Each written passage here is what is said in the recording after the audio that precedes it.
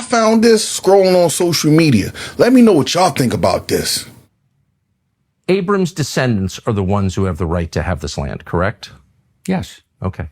Why don't we do genetic testing on everybody in the land and find out who Abram's descendants are? It's really simple. We've cracked the human genome. We can do that. Why don't we do that? Would you be against doing that? I have no idea what that would prove. I mean, maybe it would be. What do you mean? It would prove who Abram's descendants are and who has a right to live here and who doesn't, according to the theology that you yourself just explained. And so I'm very confused as to why we don't do that.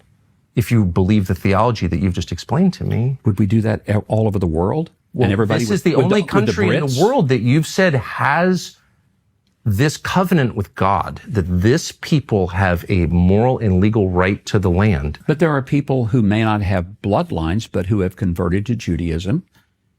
Are they going to be able to live here? Are you going to kick them out? By your standards, they can't live here. Because you just told me that they have a right to live here because God gave them the land because they're the descendants of Abram. They're the descendants of Abraham. But if they're the spiritual descendants of Abraham and they've now decided that they're converting to Judaism, then do they have a right to live in Israel? Since you began this conversation by asking me, did I think they had a right to come here? Yeah, that's and what my question was, on what basis do they have the right? Yeah. And you said because God granted it to them. And I also said because that there should be a land where Jews can live in peace and safety. And I asked you what a Jew was, and you couldn't answer it. You said it partly is religious, but doesn't have to be. It's partly genetic, but it doesn't have to be. And so that you can see why I'm confused. I think I was very clear. Bibi's family, we know they lived in Eastern Europe. There's no evidence they ever lived here. He's not religious. But in what sense? How do we know that? Do you have his family tree? No, we don't. Do you? He doesn't. So no one does. That's the point. But so how do we know that he has any connection to this land at all? And if there has been a practice of Judaism and a connection to the language, the Bible, the land. His ancestors didn't. He doesn't practice Judaism in any rigorous way.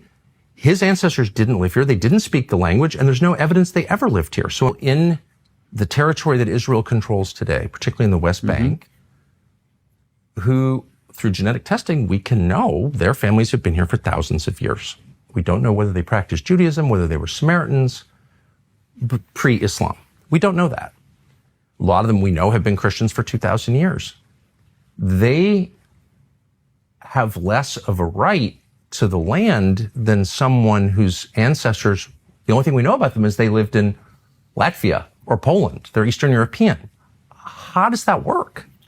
Let me know what y'all think about this down in the comment section.